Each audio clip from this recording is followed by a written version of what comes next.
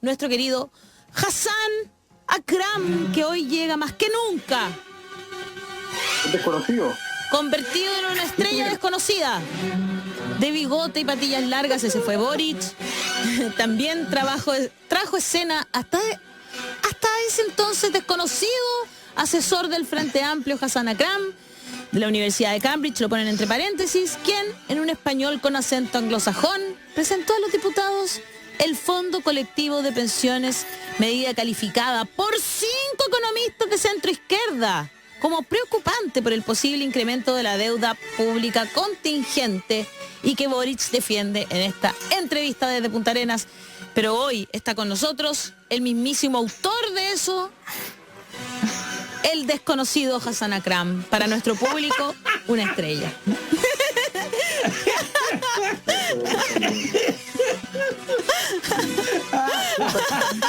Disfrutando de la invisibilidad. Oye, te han llamado de todos lados, Hassan, para hablar.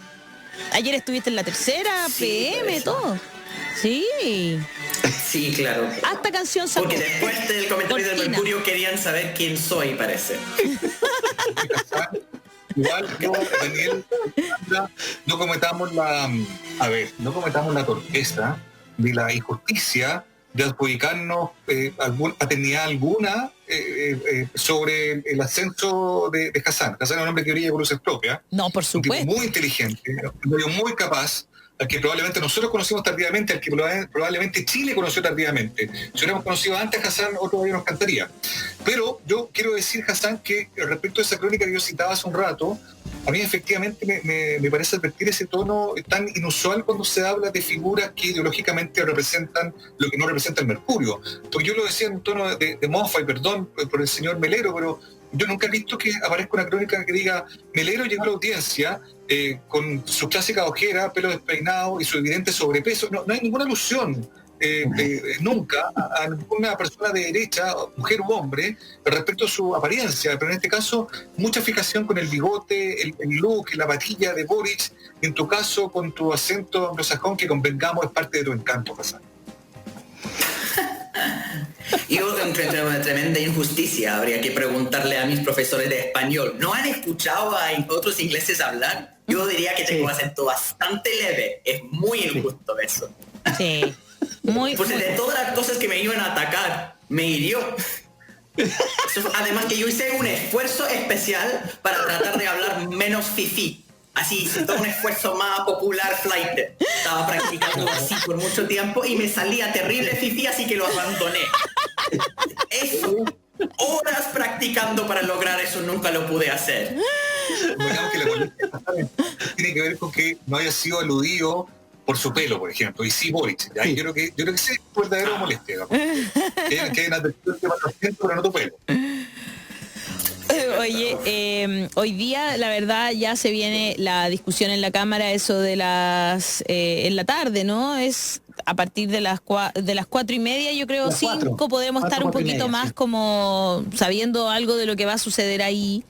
Y hoy día, por ejemplo, aparece en el Mercurio un artículo que se llama El cruce ideológico del debate por el 10%. Izquierda con los ahorros individuales y derecha defendiendo el rol del Estado. La discusión Eso abrió es una mentira. interrogante sobre si el tema movió los límites ideológicos en nuestro país. Según los expertos, dicha conducta se debe a la reacción emocional de los políticos en medio de la pandemia.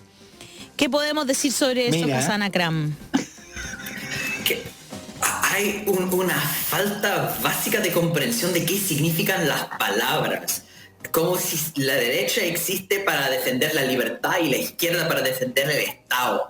¿No? ¿Qué concepto es eso? Cuando los militares salen para imponer el orden, eso es la acción del Estado. Y no es la izquierda precisamente la que apoya eso. La derecha puede ser muy pro Estado en varios casos. Depende cuál es el fin de la acción estatal. Y lo mismo con la izquierda. El tema acá no son las herramientas, más bien son los fines. Y acá el tema es que la derecha en general apoya otorgar más poder y más recursos a los que más tienen. bajo la teoría del chorreo, que el gran economista norteamericano J.K. Galbraith describió muy bien la teoría del chorreo. Si uno da más comida al burro, eventualmente algo va a salir del otro lado. Claro. Que efectivamente... Eso es la lógica, porque ellos no es que están los más como reflexivos de la derecha, no están diciendo que hay que privilegiar a los más ricos porque sí, sino porque eso supuestamente va a tener efectos en agregado positivo para toda la sociedad. Pero ahí está la teoría. Y desde la izquierda dicen que más bien hay que empoderar a los más marginados y eso va a tener efectos más positivos para toda la sociedad. En esta situación entonces, en esta coyuntura, tenemos la derecha diciendo no pueden usar esos recursos porque al final no tienen empatía con los que están sufriendo en este mismo momento. Y la izquierda está diciendo no es lo ideal, pero lo hacemos porque hay una crisis de las familias chilenas y los más que tienen más dificultades económicas. Exacto. Sí, Mauricio, perdón. No, me parece estupendo lo que tú estás diciendo porque, claro, viene a aclarar un poco lo que hay detrás de un titular. Y respecto a lo mismo, nosotros estuvimos hace un rato hablando de las presiones, ¿no? Que en el mundo político, creo que se te acaba de caer algo, probablemente, no sé, ¿qué fue lo que te cayó? Tu vaso. Parte del café, creo. Bueno, nada, el tema de las presiones, yo quería que pudiéramos elaborar sobre eso, porque hemos escuchado distintos parlamentarios en distintos tonos, con distinto énfasis, y algunos con más verdad que otros, hablando de lo complejo que es trabajar con esta presión, una presión que ya bien sabemos, por lo que pudimos leer el fin de semana en los medios tradicionales, tiene que ver con el populismo, con lo que las redes están pauteando en el juicio de nuestros representantes, de nuestros servidores públicos, ¿no? Eso entre comillas, por cierto. Y que eso, claro, estaría conduciendo a un debate simplista y el maniqueísmo clásico entre lo bueno y lo malo, el bien y el malo, blanco y el negro, digamos, ¿no? Sin embargo, parece que las presiones que recibían antes no eran para nada complejas, o eran más bien tolerables. La de las pesqueras, la de las mineras, las de los poderosos, las del empresariado, digamos, eran presiones tolerables, eran presiones con las que se podía convivir sin ningún problema los pasivos del Congreso. Cuando ahora el control ciudadano se ejerce con más fuerza a través del único lugar donde lo pueden hacer, redes sociales o la calle, pareciera que ese tipo de presiones sí es inaceptable. ¿Qué podrías tú elaborar, Hassan, respecto a eso? Hablando de divisiones maniqueas, ¿cierto? Esa polarización entre lo malo y lo bueno, que es supuestamente parte de esa política simplista. Tenemos desde el Mercurio siempre esa división maniquea entre lo populista y lo técnicamente correcto. Yo siempre digo que acá en Chile el populismo se expresa en ropaje de la tecnocracia. Son los tecnócratas los que son más populistas. Porque con su supuesta lógica de los acuerdos transversales, de escuchar a todas las distintas voces, de llegar a una política pública consensuada en el círculo de expertos, primero, apartan completamente los ciudadanos del debate político. Y dos, ellos, los expertos, entonces tienen que entrar en diálogo con los intereses creados, los empresarios, porque, ojo, los tecnócratas no tienen ningún peso frente al veto empresarial. Entonces lo vimos muy claramente en el gobierno de la nueva mayoría. Se llegó a un acuerdo transversal técnico de todos los expertos y esos acuerdos se cayeron en el momento de llegar al poder de los empresarios. La reforma tributaria, que es mi ejemplo favorito, lo negociaron en la casa de un ex ministro de Piñera, eso en gobierno de Bachelet, con un representante de la familia Mate y otro representante de los Luxich ahí negociando. Ahí está el poder político. Entonces, cuando se habla de las buenas políticas públicas que hacen los expertos, no se hacen cargo de que en esos momentos de acuerdo transversal, la voz de los empresarios es lo determinante. Entonces, en esta situación, cuando uno dice no es lo ideal, la política de retiro de fondos, que dicho sea de paso, la izquierda dijo con el tema del uso de los ahorros individuales del seguro de cesantía, y no escuchamos nada de los que ahora dicen que es terrible que los trabajadores tienen que ocupar sus propios ahorros. El ministro Briones, que fue la persona que defendió la política de la ley de protección de empleo, o más bien la ley de protección de los empresarios, porque eso es lo que es, permite a los empresarios suspender contratos y usar los ahorros individuales de los trabajadores del seguro de cesantía. Ningún problema. Y ahora que hablan de los AFP, no, eso es terrible, no se entiende, es una política regresiva, es una política poco solidaria. Es absurdo el grado de hipocresía de parte de la derecha en ese sentido. Y la realidad es que cuando uno está usando estas políticas de ahorro de los trabajadores es porque la misma derecha ha dicho no a todas las demás opciones. Y ahí entonces uno está yendo por la política pública que es posible. Hay una lista de opciones y todos tienen veto empresarial y veto de la derecha política. Y llegamos a esto y la fuerza ciudadana dice, suficiente, no podemos aguantar más porque en las familias no tenemos plata para darle a comer a los hijos. Entonces en esta situación aceptamos eso.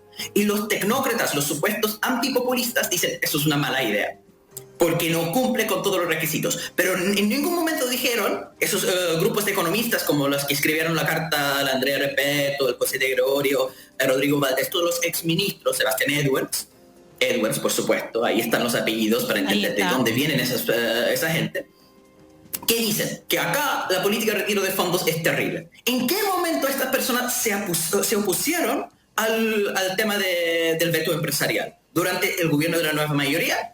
Al final tuvieron que aceptar la reforma tributaria negociada con los empresarios. Llegan acá y no se critica al gobierno por lo que han hecho en términos del uso de los fondos de seguro de cesantía. Esos mismos tecnócratas que son expertos en criticar propuestas que salen desde abajo no tienen la misma dureza criticando las propuestas que vienen directamente de los empresarios. Ahí está el populismo real, porque disfrazado con todo su lenguaje técnico, al final lo que hacen es maquillan el poder empresarial por sobre la política. Entonces hablan de las reglas del Estado de Derecho y respetarla y no saltar la Constitución. Cuando todas esas reglas son reglas sesgadas que ocupan los empresarios de forma interesada. Claro. Entonces, ¿de qué estamos hablando? Es absurdo. Y de hecho, si uno analiza la acción, por ejemplo, de la carta que firmaron esos 4 economistas, ¿cierto? La Andrea Repetto, José de Gregorio, Rodrigo Valdés y Sebastián Edwards, diciendo que era una mala idea el fondo colectivo porque iba a endeudar al Estado en 17 mil millones de dólares. Cosa que es completamente falsa, dicho sea de paso. Porque la propuesta no es... Explícanos porque lo que un poco. dice es 17 mil millones de dólares es una estimación de cuánto dinero los cotizantes, los afiliados, podrían retirar de los fondos de pensiones. Entonces están asumiendo que en este mismo momento, cuando los afiliados retiran los fondos, el Estado tiene que endeudarse para reponer esos fondos en el sistema de pensiones. Pero si uno mira la propuesta del fondo colectivo, dice específicamente eso no es un fondo para restituir los recursos a las cuentas individuales. No es la idea, es para hacer frente a la merma de pensiones, que es parte de una crisis general de las pensiones que son miserables en Chile. De hecho, hoy día Entonces tenemos... no es la misma cosa, no es que hay que reponer eso, sino que a largo plazo se crea un fondo que paga entonces un complemento a pensiones porque es un compromiso que existe aquí a 50 años. Y además es porque súper las pensiones se tienen que importante seguir pagando. repetir que el Estado ya desembolsa una buena parte del PIB en pensiones, no solo, de hecho, en las AFP, sino también a los funcionarios de las Fuerzas Armadas, por ejemplo, que son... ¿Cuánto era? ¿Tú te lo sabías bien, Daniel? Lo tiene anotado ahí. Eso, gracias, Daniel. 1.6 del PIB se paga en las pensiones ISP de transición, 600.000 personas. 0.9 del PIB se paga a las pensiones de las Fuerzas Armadas, 170.000 personas. 0.4 del PIB se paga en el pilar básico solidario y otro 0.4 del PIB se paga a las pensiones más bajas. Eso es lo que está pagando O sea, habitualmente. ya hay un gasto estatal en pensiones, no todas de la AFP, lo que es más injusto aún. Es que en el caso, los que jubilaron en 2019, la pensión mediana, ¿ya?, para los hombres es 120 lucas mensual y para las mujeres 24 lucas. ¿Cómo vive la gente con esas cifras? De dos formas. Primero, porque tienen redes familiares que están apoyando. Entonces son todas las familias chilenas. Se habla tanto en contra del reparto, o no, es que los jóvenes tienen que apoyar a los viejos y cada vez son más viejos. Como si eso no estuviera pasando en este momento, porque la gente tiene que ayudar a los abuelos que no tienen pensiones. Y después la otra forma es a través de la ayuda estatal. Con los impuestos generales, en este momento, se tiene que pagar la pensión básica solidaria y el aporte previsional solidario también, que subsidia las pensiones autofinanciadas, las pensiones de las AFP, que son tan miserables. Entonces el Estado en este momento tiene deudas producto del hecho que las AFP no pagan la pensión. Entonces la propuesta que da el fondo colectivo, es decir, hay que subir todas las pensiones. ¿Y cómo podemos hacer eso? Con una cotización, eso es un financiamiento permanente, no son con impuestos generales, sino con cotización del empleador y con un matching del Estado. El Estado paga lo mismo que los empleadores. Entonces, no es una propuesta donde los 17 mil millones de dólares se tienen que restituir al tiro a través de endeudamiento estatal. Es lo contrario, es una política de largo plazo con más bajo costo fiscal para responsablemente empezar a enfrentar la crisis de pensiones en Chile. ¿Y qué hacen esos tecnócratas expertos en su afán de criticar la propuesta? Fueron todos en contra de eso. ¿Y qué lograron? Lograron que algunos diputados de derecha descolgaron de la propuesta del fondo colectivo.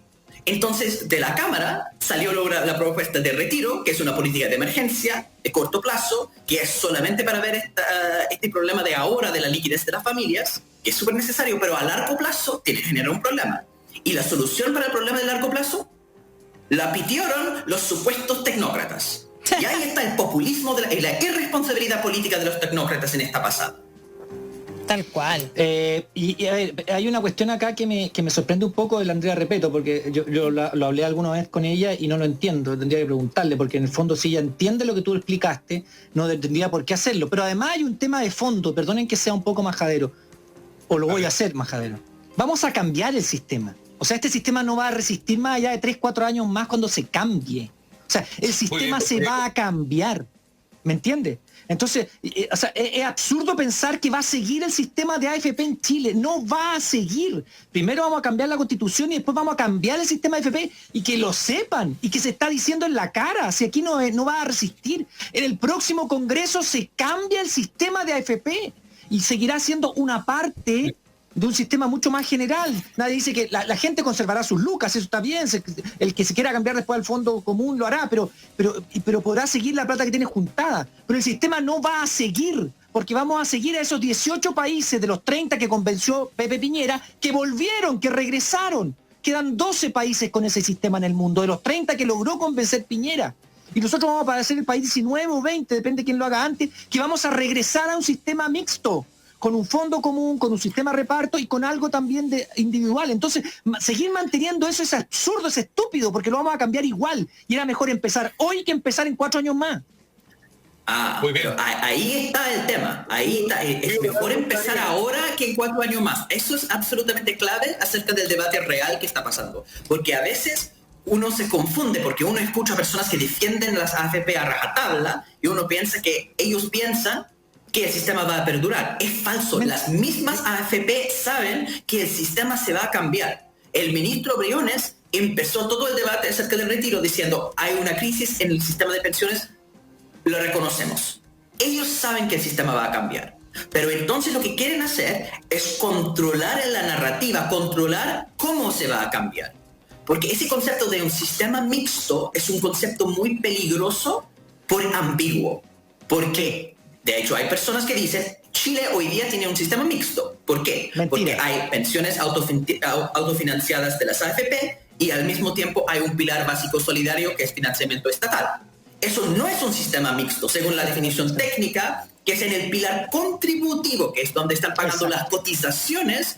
Una parte va a solidaridad y una parte puede ir a capitalización individual. Eso no existe en Chile, entonces no es un sistema mixto. Pero el juego de la derecha es decir, primero, tenemos un sistema mixto. 2, hay una crisis en pensiones, entonces queremos agregar elementos de solidaridad. Y la propuesta del gobierno, de Piñera, dice, hay que subir la cotización en 6 puntos. Eso está en el Senado. Y esos 6 puntos, 3 van a ir a solidaridad, a 3 a capitalización individual. ¿Ya? Entonces la gente dice, ojo, que acá en la calle se está gritando, no más AFP, y ustedes dicen, más AFP. ¿Qué es eso? Pero la derecha inteligente, la derecha dijo, no vamos a poner ni un peso más en las AFP. Vamos a crear un ente público, autónomo, independiente, todas estas palabras que a ustedes en la izquierda les gusta. Vamos a crear un ente público que va a administrar cuentas individuales. Es lo mismo, una AFP estatal. La misma lógica, exactamente. Entonces con ese truco lograron convencer a la democracia cristiana, que entonces votó a favor, y ahora está en el Senado. La propuesta de 3 a capitalización individual y 3 a solidaridad.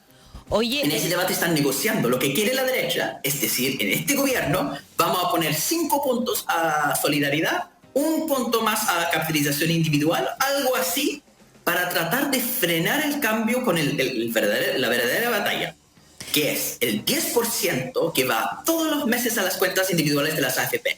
Eso tiene que parar. Y eso es el debate a largo plazo. Cuando Daniel dice eso, que vamos a cambiar el sistema de AFP, estamos hablando de tocar el 10% a futuro.